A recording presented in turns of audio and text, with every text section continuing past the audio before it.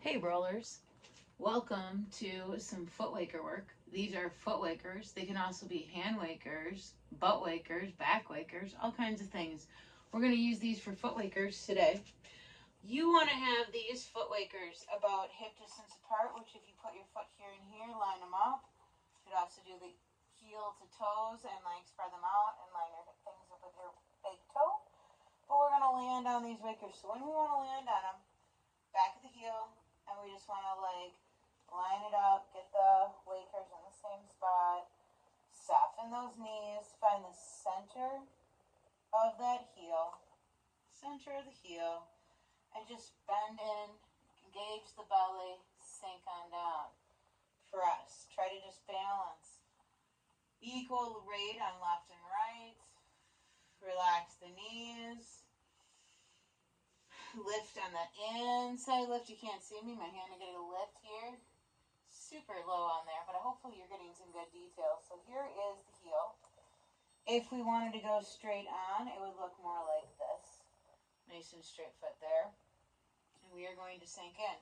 Now, what we're going to work on is the lateral line. So when we do the lateral line, we are looking at heel, arch, ball of the foot is where the foot and the toes come together.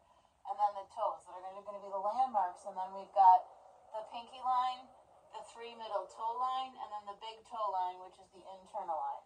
So for lateral line, you want the waker. You're going to see the gold waker. You're going to see most of it on the outside. You're going to kind of turn your foot out if you can. Lift those toes up, bring it down. And again, same on the other side. Lift those toes up, turn that foot out, tuck that padding in, sink in and down and grab the ground. Just grab with the toes. Inhale, exhale, sink, press. So stack those heels. Heels over ankles. Ankles over heels. Heels over knees. Right on there. Sink and stay and breathe.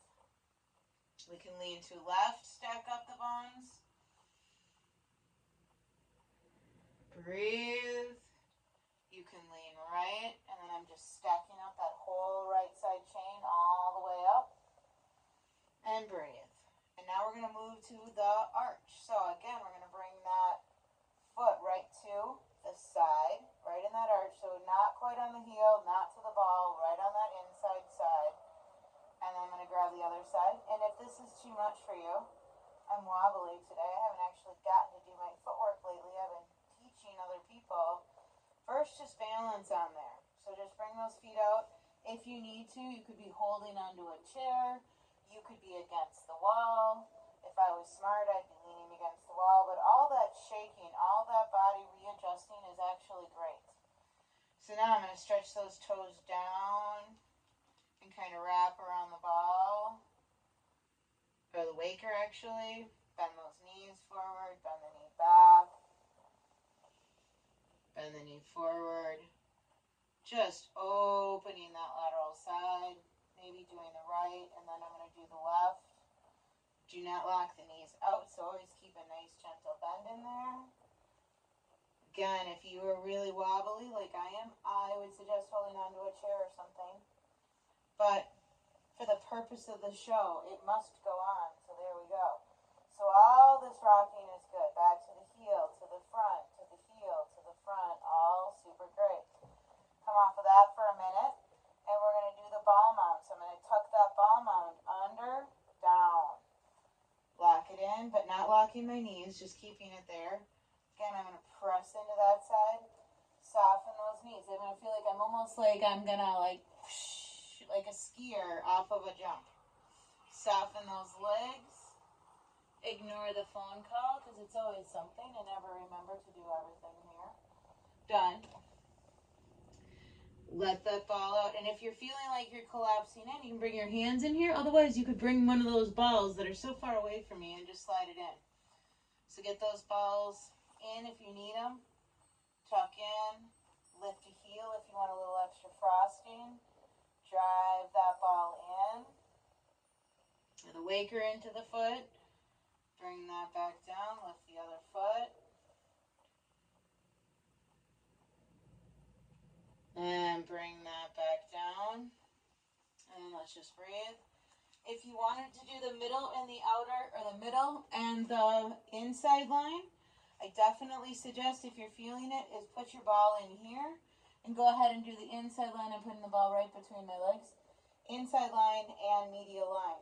Just bringing your feet a little bit out on the waker to get that inside line, or bringing it in the middle to get that middle line.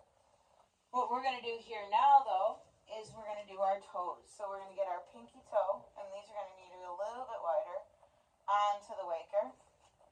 And then we're going to get the other side on. So press in, sink down, and engage into that ball. If you're having a hard time, feel free to bend down, grab that pinky toe, and bring it over. Like, oh, I want you right there, put it right there. Sink in, bend those knees, really put the weight in the front of the body. The more you bring your head forward even, the more weight's going to be in. Bending, sinking, little extra frosting. You can lift a heel nice and straight, keep the other side bent. You can lean and put a little bit more weight into that side. Shaking is good. All shaking is activating the nervous system, releasing all that tension, trauma. Some of the big things that are going on are the TRE, tension release exercises. Activating your nervous system and getting your body to shake is a TRE release. So you're doing some trauma TRE releases as we do our footwork. Bring those 3 middle toes onto the waker. And again, if those big toes are like mine and want to come in, spread them out. Soften into it, really bend those knees, get the weight in the ball, get the toes up, ball of the foot is on the ground here. Good, and then lift. Your toes may be itchy, they may be a little bit burny, that's great. That means your toes are waking up. If you can't feel anything, that's also a sign that maybe it's a dead zone, and that you need to do this a little more to get the feeling back in your feet. You should be feeling this. Even though I do this all the time, I still call it toe torture, because it activates and stimulates my toes in ways that nothing else does. Bring that foot down. Finish it off with the big toe. And again, I'm going to bring that big toe over. Big toe and its neighbor. Bring that big toe over. And really drop in. This is how I've gotten my bunions to start changing, this footwork that we're doing here. So feel free to send me a message if you have got some foot issues. I have worked through a lot of foot stuff, so let me know. And we can get working on your foot stuff too. So lift those heels.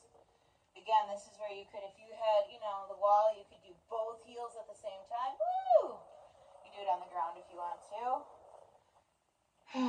But there you go. That is your footwork of the day.